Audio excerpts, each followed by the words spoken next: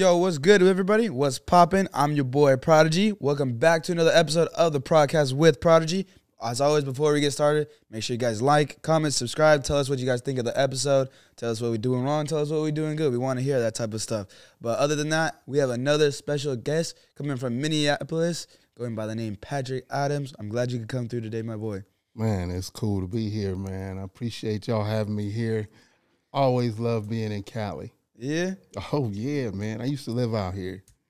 Lived out here for off and on for like 5-6 years. So, yeah. Love it out here. Yeah. I live out here, but that's all I know. All I know is Cali, so. There's nothing else you need to know. Yeah, I'm blessed. I'm blessed. Absolutely. So for everybody tuning in to get a little description, he's a singer and a songwriter as well as a producer, making all types of music and stuff like that. But just give me a little bit of rundown of like what type of music you make, like R&B, soul. Yeah, so I do R&B, I do jazz instrumentals, I do gospel music, I do scores for TV shows, I do all kinds of stuff. I just do music, man. In Minnesota, growing up in Minnesota, there's really nothing else to do, especially in the wintertime. Like, it's so cold. You in the house. It's like, man, I might as well start writing and doing something musically. So, yeah, just spend a lot of time doing that. Yeah.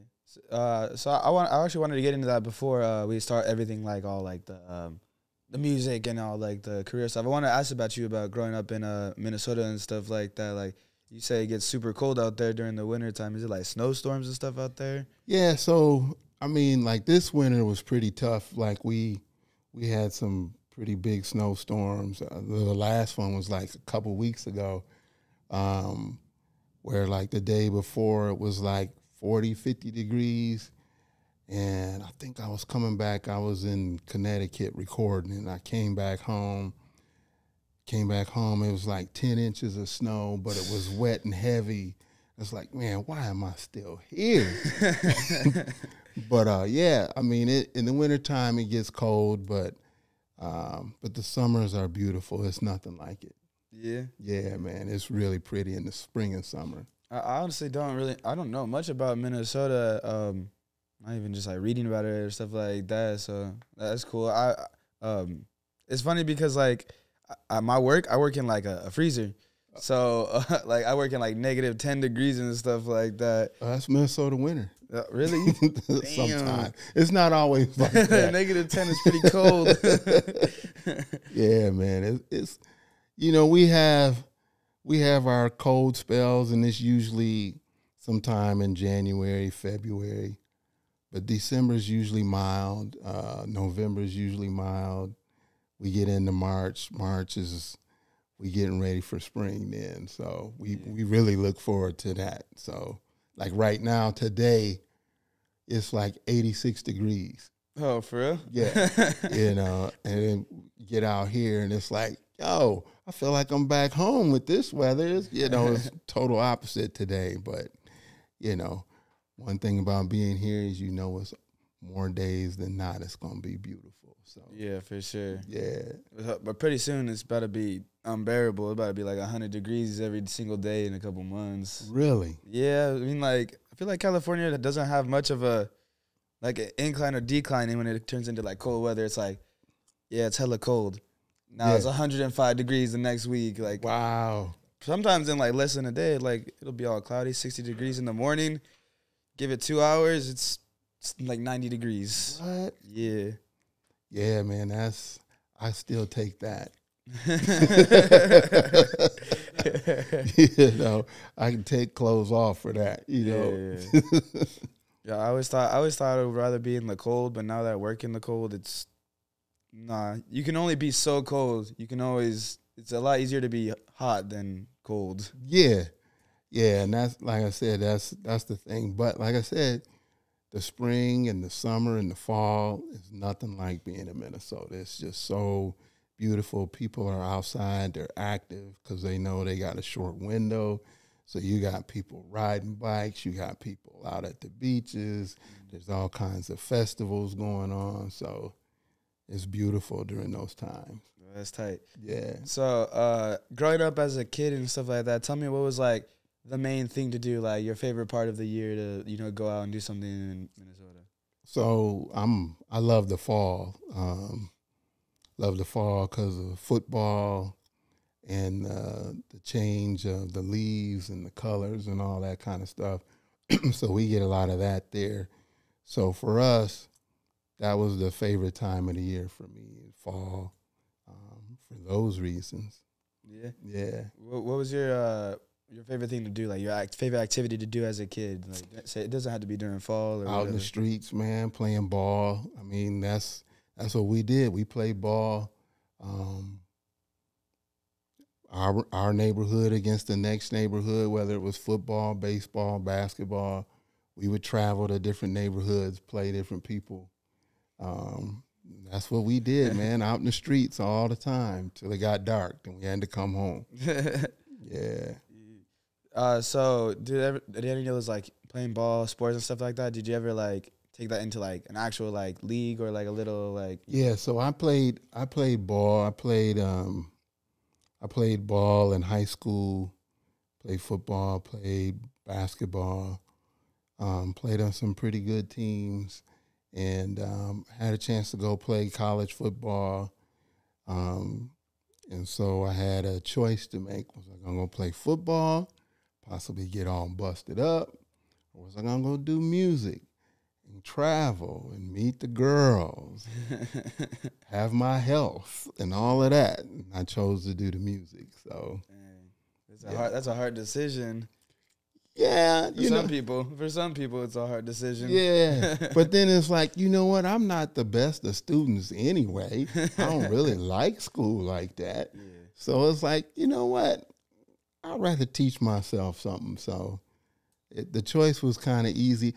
There's some days where it's like, you know what? It would have been fun to go play because I really do enjoy it. But at the end of the day, man, the music was the right choice for me. Yeah.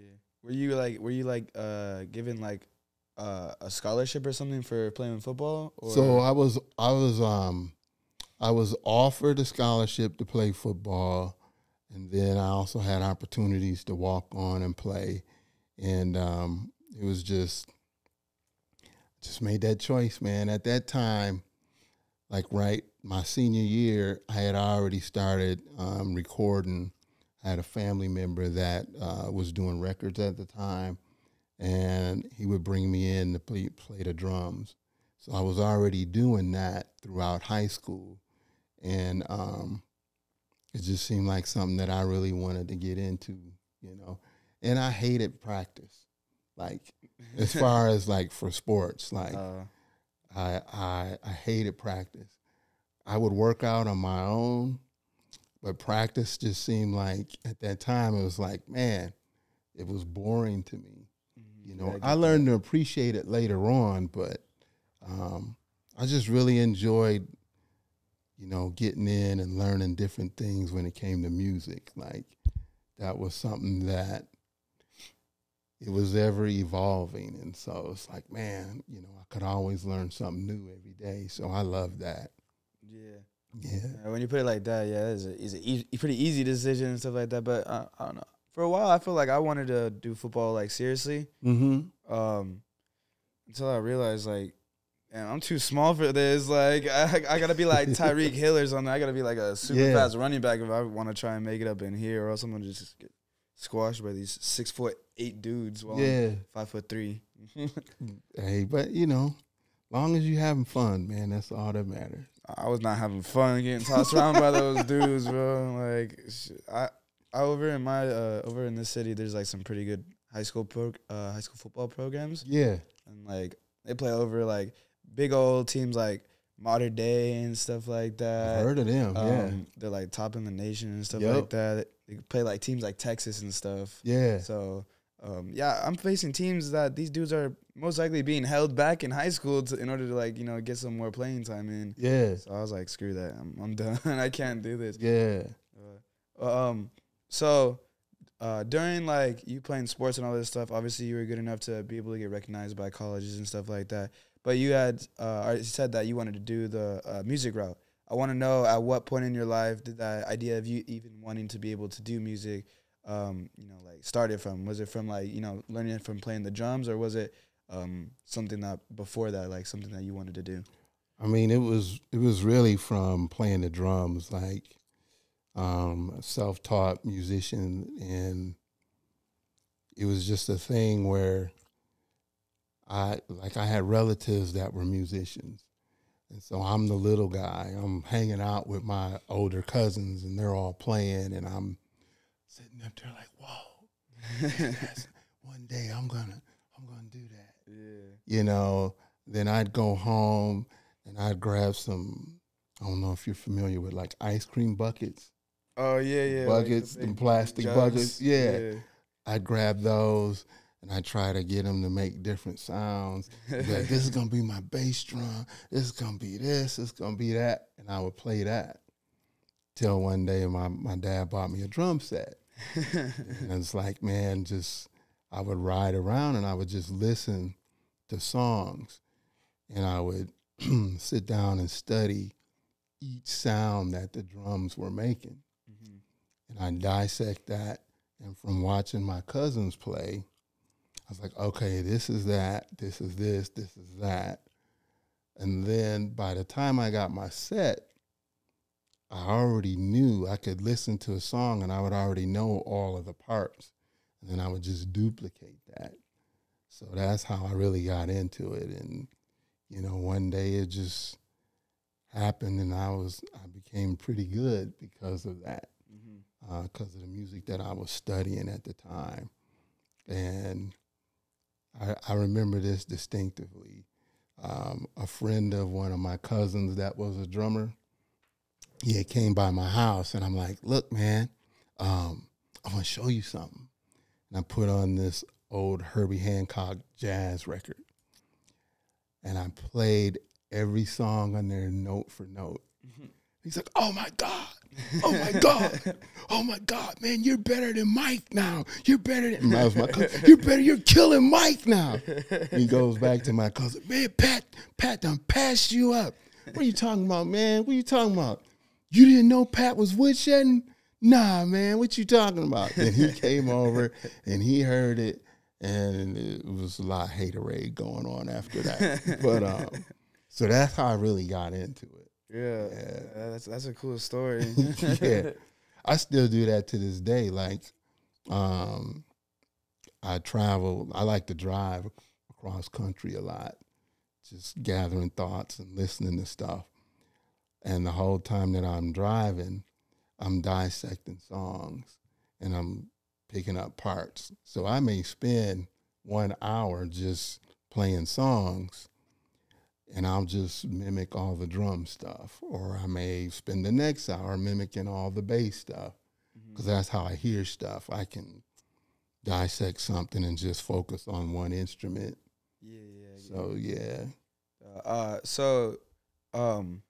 What made you want to like start getting into like the aspect of like actually like singing on a track and putting your vocals on a track and getting more into like making it your song? I got forced into that. You did? Yeah. Like, so my cousins, they're all older than me. So it was a whole lot of, boy, get in there and do that. Like, it's like, I can't sing. Boy, shut up and get in there and sing this song. So that's how I got into it at first. And like I said, we were doing records at the time when I was a teenager. That's how I got into it. And so then I started focusing on singers who I thought I could sound like. And as a drummer, you're playing in bands break up. So it's like, you know what? I don't like that, having to go find another band. So I'm going to learn how to play piano. I'm going to learn how to write. I'm going to learn how to sing. I'm going to learn how to dance. I'm going to learn all this different stuff. So while all my friends was hanging out, going to the beach, doing all of that stuff, I'm downstairs in the basement 8 hours a day, 2 hours on the drums, 2 hours on the keyboards, 2 hours singing, 2 hours in front of the mirrors, dancing and doing all that stuff. before I would even think about going to hang out with anybody. So that was my routine, and that's what got me started in it. Yeah, that's good. That's good. It takes a lot of willpower just to be like, nah, I can't have fun with you, homie. Yeah, no, she looks real nice, man, but I got to get back in here and work. I'll see her later. So tell me what was like the first thing you did that felt like a serious move in like your music career, like something maybe you paid for, or like got a studio and stuff like that. Something that like you did that inspired you to like go even harder. So I was doing demos and wound up coming out to California on a visit and sat down and had an opportunity to play my demo for couple of people that were producers, and they had their own studio. They liked what I was doing, and so they invited me to come over and be a staff writer and producer in their studio, and that's when I moved out here.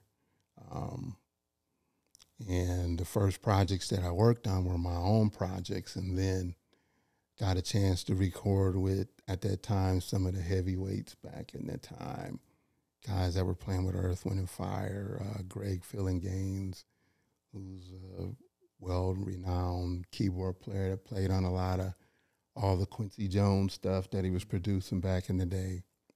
So got out here, man, and that was my real motivation, and being able to sit in the studio, and it was on a hill, and the window in the back just overlooked the valley, and you're seeing all that. It's like, you know what? This is what I want to do. Yeah. I want to do this. Yeah. So, yeah, that was my big inspiration. Yeah, I feel that for sure. Just being able to be like, have that view, that headspace. Yeah. Yeah, I can imagine. Like, I've been trying to get into like producing music a little bit, just messing around with it and stuff like that. But now I'm realizing, like, damn, I might just have to get another job real quick, save up some money, because I didn't know how much this producing shit costs. Like, just to like get one little thing for your computer and stuff. Yeah. You realize, damn, I gotta get a whole new computer just to get this thing. Right. Yeah. But yeah, I get what you mean. I can see that vision too. Just like, because I know Floss over here had a couple studios and stuff like that. I've been in them before. And back when I was young, I was like, oh yeah, there's a bunch of buttons and stuff like that. You know, a microphone. Now it's like, damn, I wish we still had that studio. I wish we still had like the whole room. This actually used to be a whole recording studio too. Yeah, yeah. Oh man, I would kill to have a nice studio now. Man, there's nothing to it but to do it. Yeah, you can have it. It's right there. Just go get it, man. That's it. Speaking of it being like a little expensive and stuff like that, obviously everyone, unless you're like, I don't know, crazy like Superman or something, most artists don't have enough funds to support what they have doing, so they have to have a job. So I want to know, what are like some of like the craziest or most abnormal jobs that you've had in order to support your career? Oh man, you were talking about being in a freezer.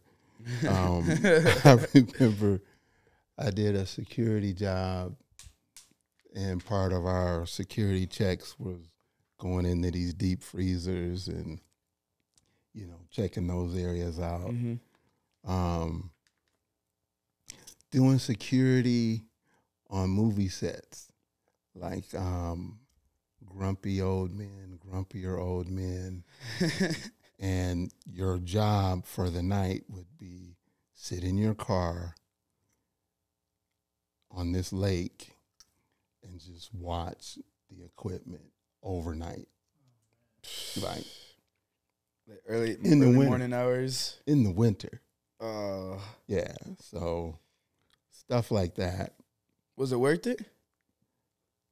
I mean, got paid. It was a check. It was a check, you know. And other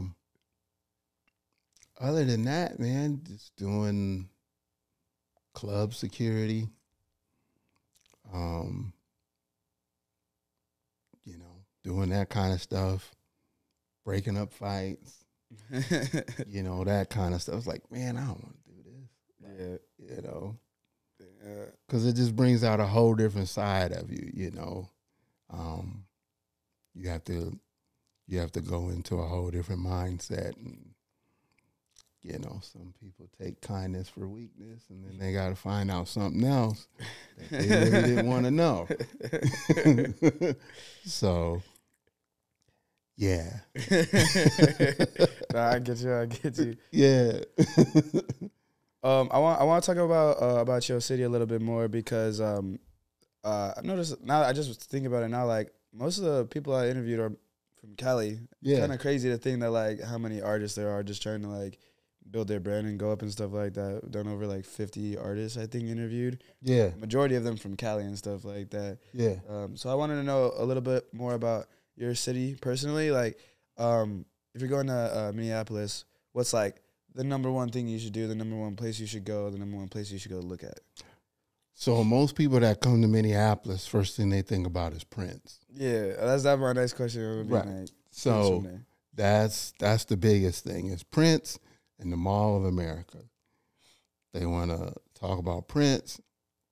They want to go to the Mall of America. They want to come out to Paisley Park, visit the studios out there. Those are the two big things everybody thinks about when they think about Minneapolis. You know, that's pretty much what everybody enjoys. Yeah. Yeah. So as like being like a local from the city, what's like one like what do you think like one hidden like gem in your city to like go experience, if any? So, you know, they say we're the land of 10,000 lakes, which is true. Riding around some of the lakes, looking at some of the nice houses on the lakes. I mean, that's a lot of people love doing that. It's great scenery, you know, so people do that. Like I said, in summertime, there's a lot of outdoor stuff that goes on. So just being a part of that kind of stuff is pretty cool. Yeah. Yep. Just like being like, it's like part of like the community out there, like in the neighborhoods and stuff. Yeah. I mean, we have some diverse neighborhoods. Whatever your flavor is, we have a little bit of that. So, Minneapolis and St. Paul, very diverse communities. They have their pockets of a little bit of everything. So, yeah, you can find whatever you looking for. I bet. Yeah, it's not quite like here. We got our little pockets, you know. Cali just got everything from Cali all over got the country. everything, man. Like you can get lost, and you could be 6 different people in California, and nobody would ever even know. Yeah, for real. Right. I want you to tell me like list maybe like your top 3 artists that give you inspiration to like make music, or like give you something to like base your craft off of. Wow. So, growing up, like I said, the inspirations to get into like instruments and were like a jazz musician called Herbie Hancock. Like he did a couple of records that kind of like just shaped, like grabbed my attention. Like I listen to music and I listen to all kinds of music, but it was like he did a couple of records that was just like, whoa. And this light bulb went off. Obviously being from Minnesota, Prince, just the fact of how innovative he was and how he could go from doing rock to doing R&B to doing whatever he wanted to write and produce.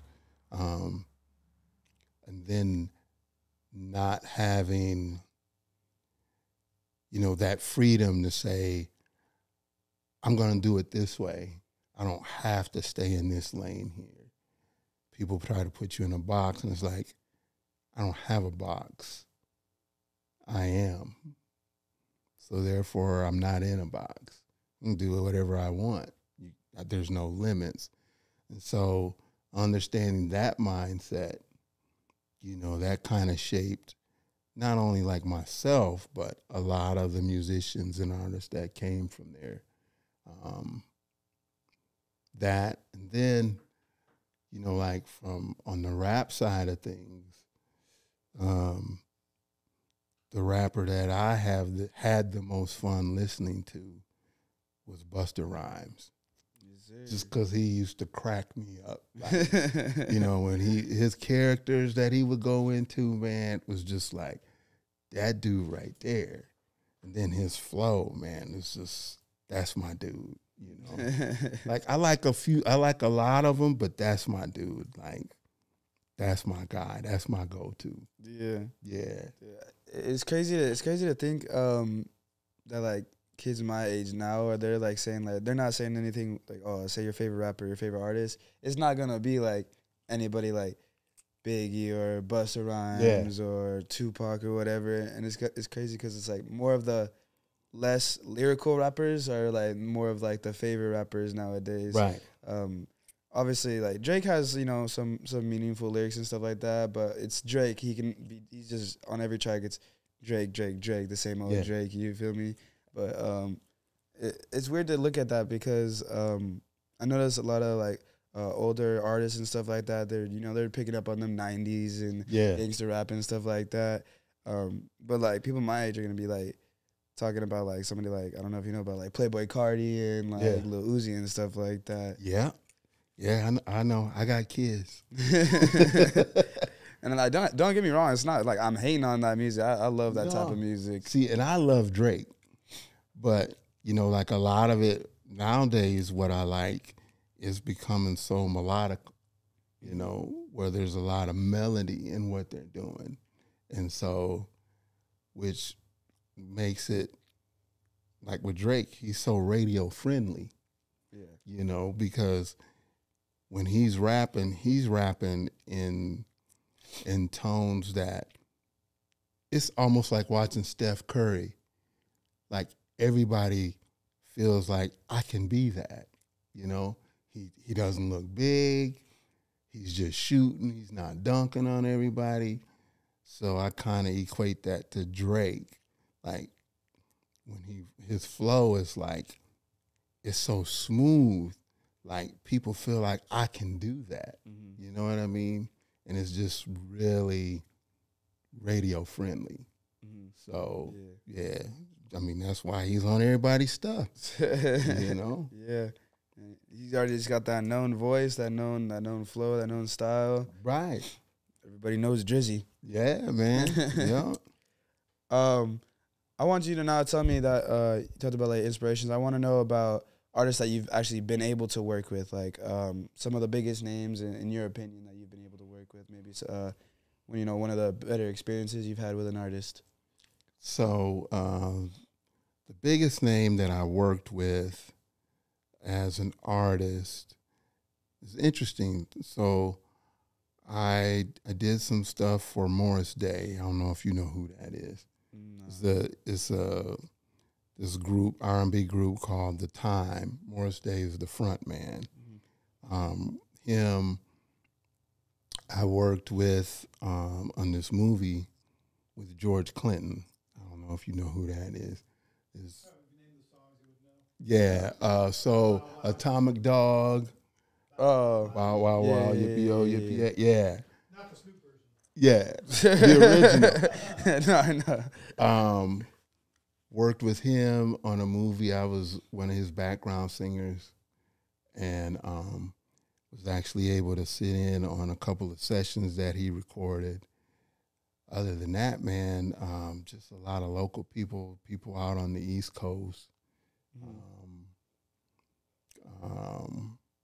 When I left working out here in Cali, I started going out east, and I was working out east, back and forth between there and Minneapolis for many years. And we would do stuff over at, what's my man's spot? Rough Riders. DMX, out there at his spot, man. So it was cool, man. It was blending, spending that time out here in Cali and then going to the East Coast, total opposite vibe. But man, I loved it. I love that too. So yeah.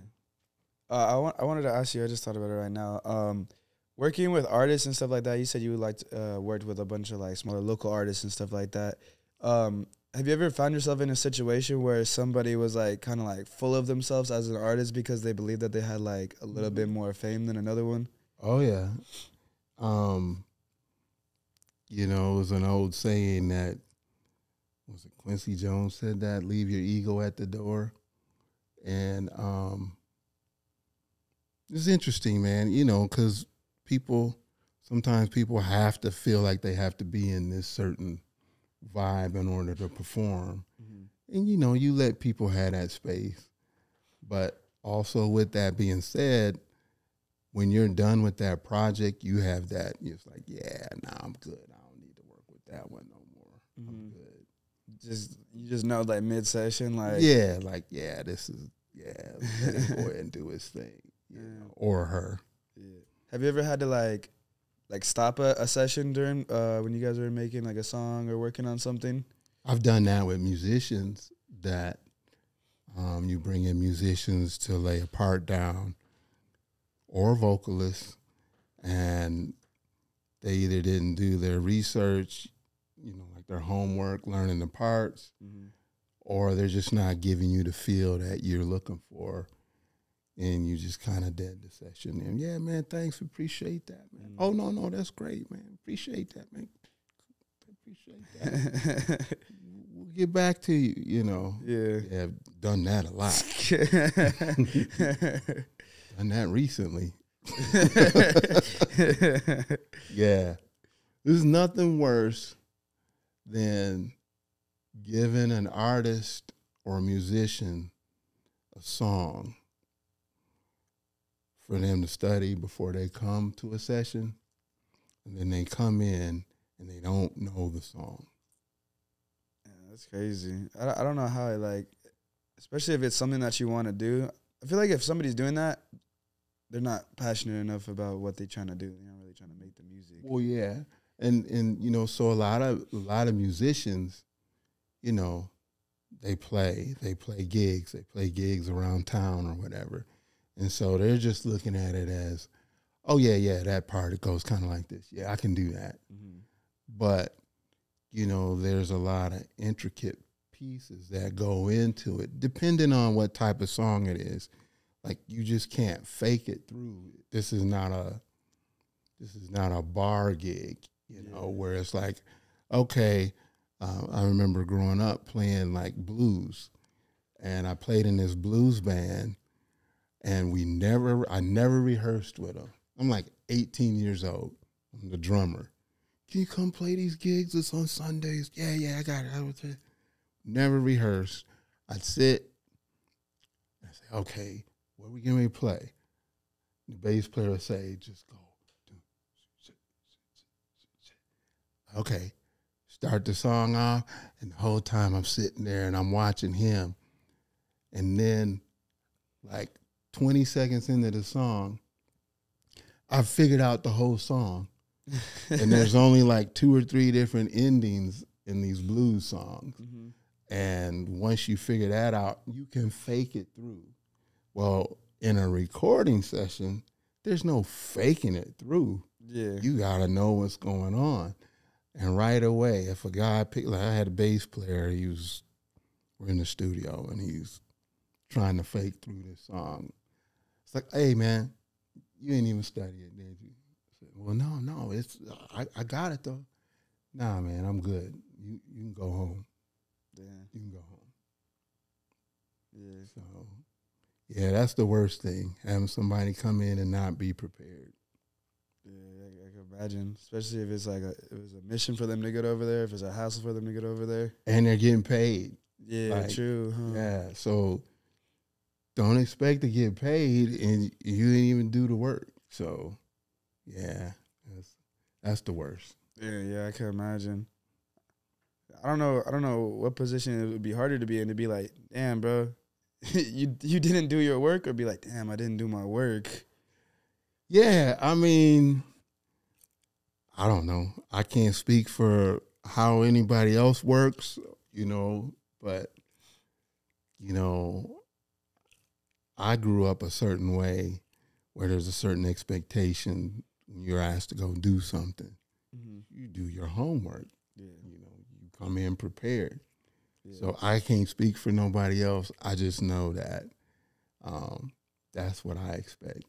Yeah. But the funny thing, like with me, like I do all the parts anyway. Mm-hmm. So like I may sequence everything out or I may play everything out. So I'm going to play the bass lines like a bass player anyway. Mm-hmm. I just want you to come in and either duplicate that or give me a few other things with that. Yeah. Now, if you can't do it, that's cool because I'm still going to already have it in the track or I'll go get somebody else. So that's kind of the advantage that I have, like when I'm dealing with people. It's like, no, you good, man. Yeah, like you have like that vision because you already know what it's supposed to sound like, and you just absolutely that little extra sauce on it. Absolutely, you just want that authentic sound. Yeah. Like so, if you're doing horns, I'll lay all the horn parts. But if I want authentic horn sounds, then I bring in somebody to do that. Yeah, that's what I like about hip hop and rap right now. I feel like the like guitar sounds are coming back in a lot. Right. And I play guitar, and there's nothing like being able to play the guitar and like hear your fingers sliding on it and stuff like that. Yeah. I like when a song has like you could hear like them like actually playing it and stuff like that. Yeah, absolutely. And that's why I appreciate that when like, because you can't just make that sound off of like your computer. It's a sound that like it's hard to duplicate. Right, it's breathing. It has real life. Yeah. It's funny because Lil Wayne was in Minneapolis last week, starting off his tour, and he had a whole live band, so. That's tight. Yes, I heard they killed it too. So, man, you can't go wrong. You can add a bunch of different dynamics, and it's, the show can change. Like they can move the show however they want to move it. So that's the cool thing about that. Yeah. I think a good example of that is I like the artist Playboi Carti a lot. Yeah. I've been listening to his music for a while since his self-proclaimed album Playboi Carti. And he grew up, in like the 16, 17 SoundCloud era where all like the Uzi and Kodak Black when they were all blowing up and stuff like that. But he's in like a different era of his career right now, more into like his gothic type of stuff. Yeah. But at his performances, I don't know how recently he started doing this, but he has like a personal guitarist that's like plays live with him and does like intros to his songs. So like he has like solos that like he just does crazy like gnarly like metal solos, like shredding the guitar, and then like leads it into the song and then like plays the guitar through the song. That's what I'm talking about. It's not even like a full band, but it's just that one dude, and they have like the wireless cord, so he's all the way up on stage with him, like performing. I think that makes such a big difference in like that's just one person adding to it. Yeah, that's what I'm saying. Like, it's good that artists are bringing that into their shows now. It gives the show just a little more life. Yeah.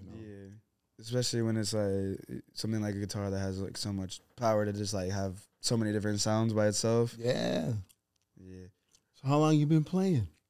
Oh, well, since like COVID, a little bit after COVID. So I think like a little over 2 years. How you liking it? I was practicing super hard a bunch when I was still in high school during COVID. Yeah. So I learned a bunch of chords and stuff like that. It's fun to play the guitar, just being able to be there and just make the sound instead of just having to type it and stuff like that. Yeah. And like it's difficult though. Like sometimes I'd be cutting my fingers and I'll just be like trying to do something for like an hour, 2 hours straight, and I get frustrated with it. And then I come back like the next day and I get it in 2 seconds, and it's like, damn.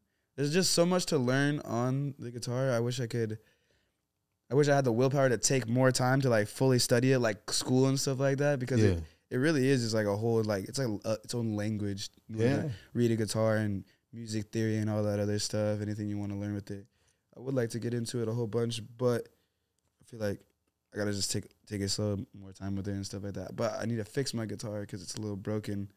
But the strings keep slipping off and stuff. Yeah. That's annoying. So let me ask you this. Now I'm interviewing you. Ready. So with that, so you said, you know, you'll get frustrated and then the next day you come back and you like pick it up right away. Yeah. How does that feel? How does that make you feel when that happens?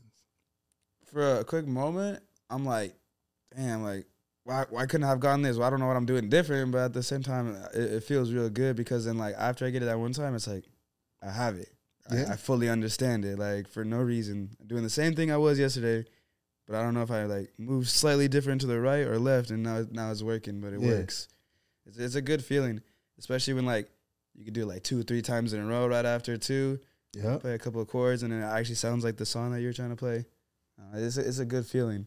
Yeah. I'll be in my room, like, just with my headphones on sometimes, and I'll have my guitar around my shoulder, just, like, imagining myself, like, playing, you know, like, with somebody, like, I like a bunch of, like, metal bands, so, like, I don't know, like, Slipknot or something like that. Yeah. If they were just, like, you know, going crazy on stage and stuff like that. That's good, man. One day you might decide, you know what, I want to do that. I want to get up on the stage, even if it's just one time, and go through that whole thing, man, and just rock the crowd. Yeah, that would be sick.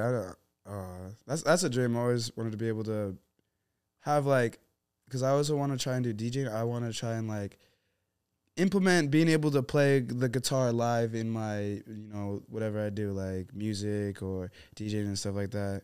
I want to be able to just one time play, like, a part of my song that I made with my guitar live. Yeah. Because I feel like if you're doing that, it's like, if you're a DJ, you're getting, like, 2 shows at once for the audience. There it is. And now you can charge more. Yeah, and it just broadens open, like, people that, like, you know, like, fuck with you. So you got, like, the rock people, and then you got the hip hop people. There you go. And then you can just switch it up. Maybe I don't know, play like a opera solo or something on like guitar. That's cool. So I got some questions, some just random rapid fire questions, stuff like that. You know, Let's get go. to know you a little bit Let's more. get it. All right.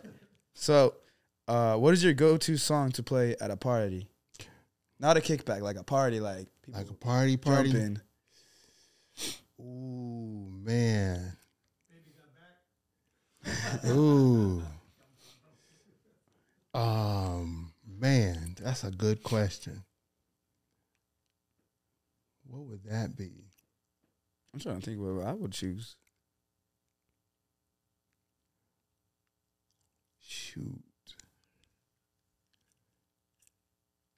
What would get me? Crowd plays in LA. Anytime you're at a party, just throw in, this is how we do it. Yeah.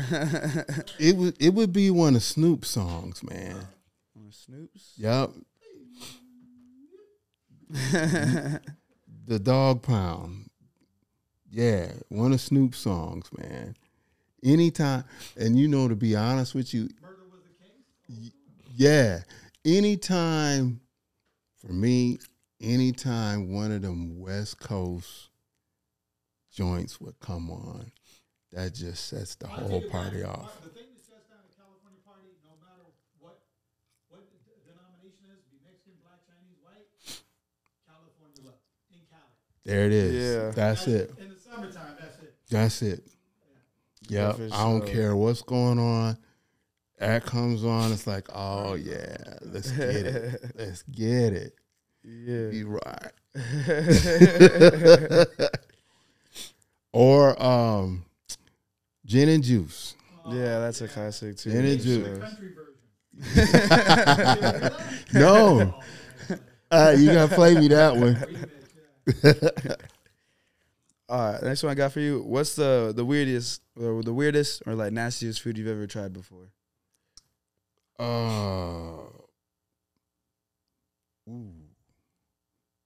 Pig feet Pig feet? or chitlins for me. A lot of folks like chitlins. What situation were you in where you was eating pig's feet? A kid. A kid. So my family's from down south. So chitlins and pig feet. Boy, just try that. I remember those kind of days. what we call it, my son calls it triggers. Here's some stuff like that. It's a trigger. Yeah, that's that once in a lifetime, had to try it, never again.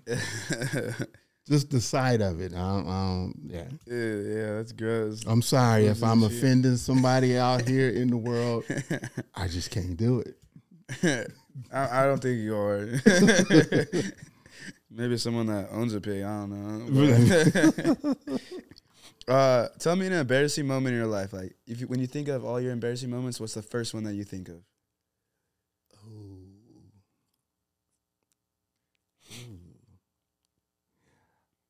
Oh.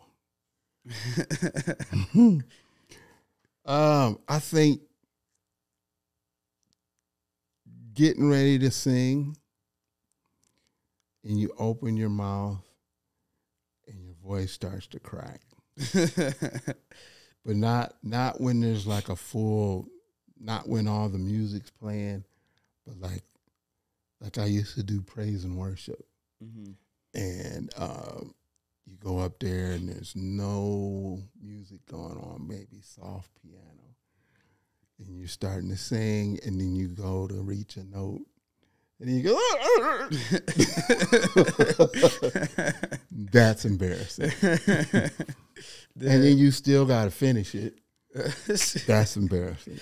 That happened to you at like a church or something? Yeah. Oh, yeah. Like mid-service? Yeah.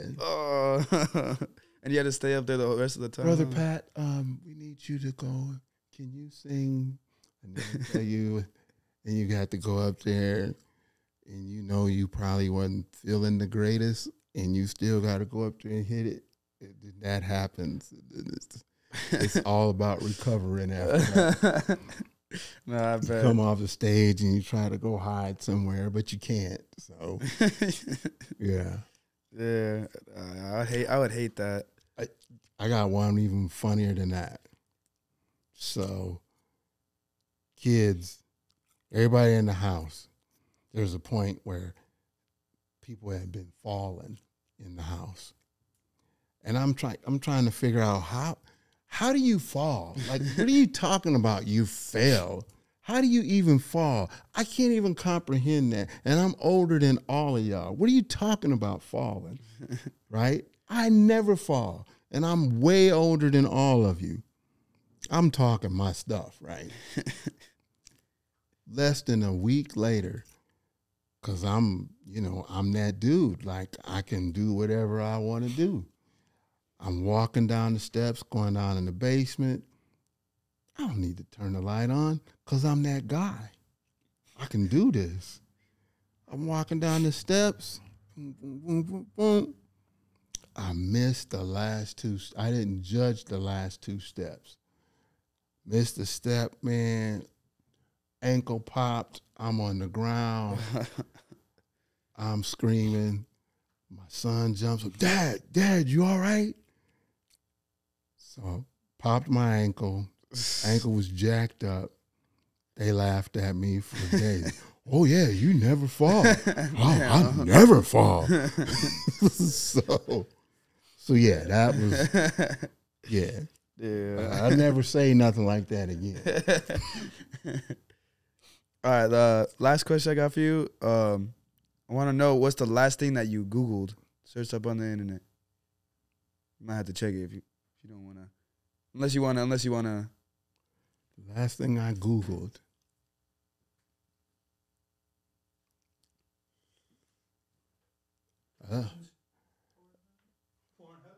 What'd you say? I don't need to Google that. That's favorites. Bookmarked. Bookmarked, yeah. Man, what was it? It was, the restaurant. There's a restaurant that I used to eat at out here. And you guys probably don't know nothing about it. Called Dupar's. I don't think I've ever heard of it. And it's in you know, there's this market going up towards Hollywood, and they have Dupar sitting there. It was yes, yeah. I used to eat there all the time. So when we got off the plane today, I Googled Dupars to figure out when we gonna make it over there to get some of these pancakes. Yeah.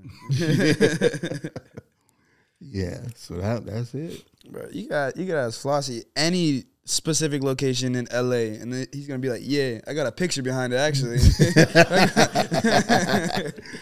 he knows every Jack in the Box at every corner of every exit of every freeway. Every bathroom too. The bathroom in LA, where they let you in. Where you ain't gotta pay to use the restroom. That's funny. Wow.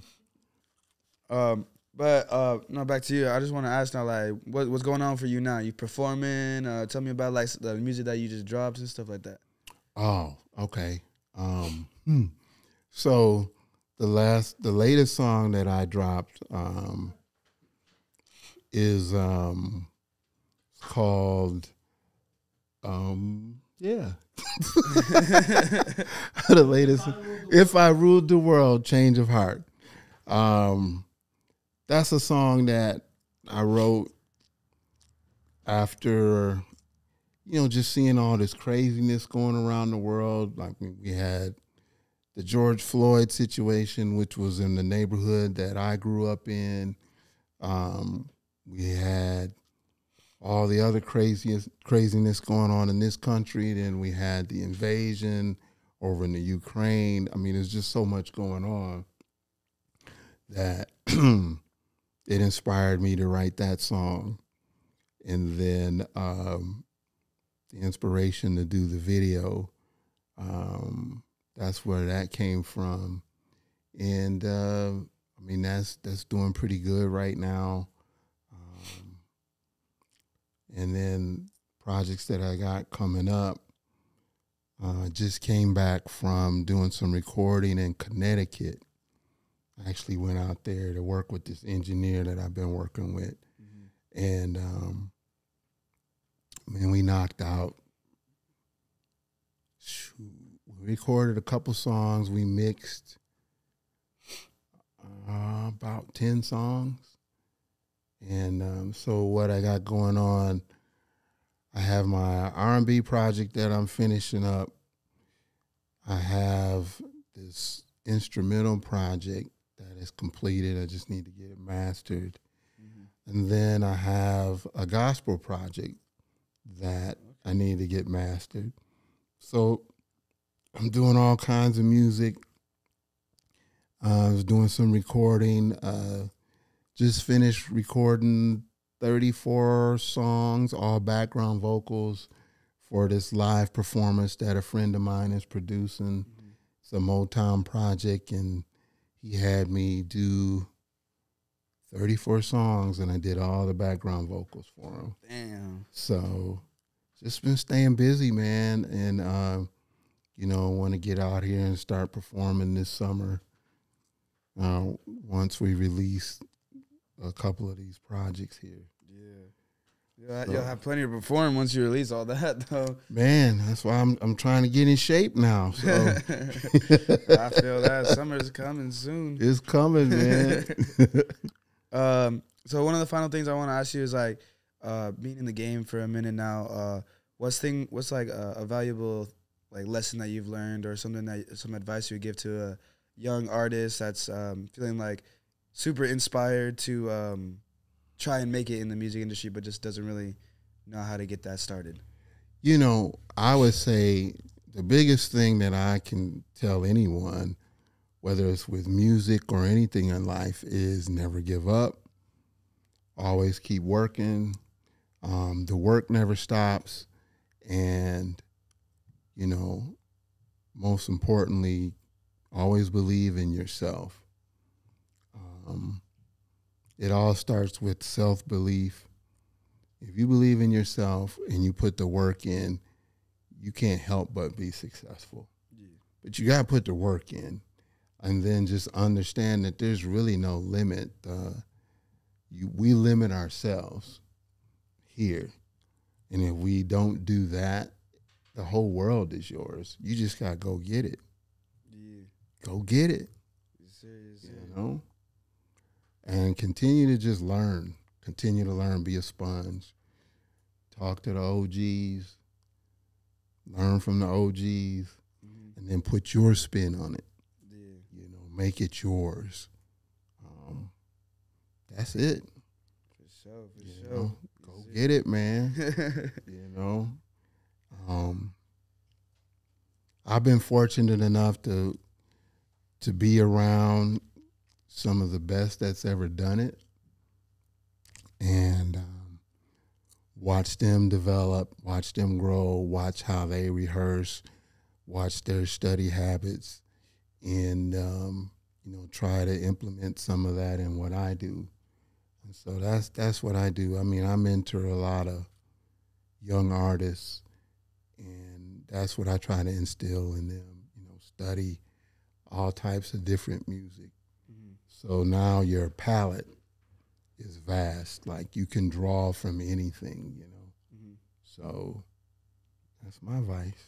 For sure. Yeah. If anybody is trying to like get in contact with you, maybe try to get some studio sessions with you, some work done with you, or maybe just check out your craft in general, your music in general. What should they look up? Instagram, Apple Music. So at Patrick Adams Music with a Z, Instagram. You know, you go to the website patrickadamsmusicwithaz.com. Facebook, Apple Music, Spotify, all of them things. Or come see me. Yeah. You know, or I'll come see you, you know. So I'm here, man, doing the thing. Yes, sir. Yeah. Y'all need some work done or trying to get some work done, do some collaborations, hit him up. Obviously, OG in the game, been doing this for a minute. Man. Yeah. Other than that, bro, I appreciate you coming through. I really appreciate when people, especially even if they're just like down in Cali and they're like, oh yeah, I can stop by and stuff like that. I appreciate people that come that are from out of state, because I feel like the vibe is different. I get to experience different people's like perspectives on things. I feel like pretty much if you live in Cali, you know how like the Cali lifestyle goes. Yes. It's like, especially if you live here your whole life, there's a certain like, I guess, stigma around people who like live in Cali and the way they live their lives. But it's cool to see people that like come from across the country, or like even if it's just someone from like Arizona or something. Yeah, yeah. But yeah. Once again, thank you for pulling through. I really appreciate it, bro. Man, I appreciate you. I appreciate y'all. Putting the world on game, putting the youngsters on game and stuff like that. But we gonna wrap it up right there. Like always, make sure you guys like, comment, subscribe. I'm gonna tell y'all every single episode. You know, help us out with like the numbers and stuff like that. I seen y'all running it up recently. Appreciate that. But other than that, we're gonna sign out right here. It's your boy Prodigy. It's been another episode. We out. This is Prodcast with Prodigy. This is Prodcast with Prodigy.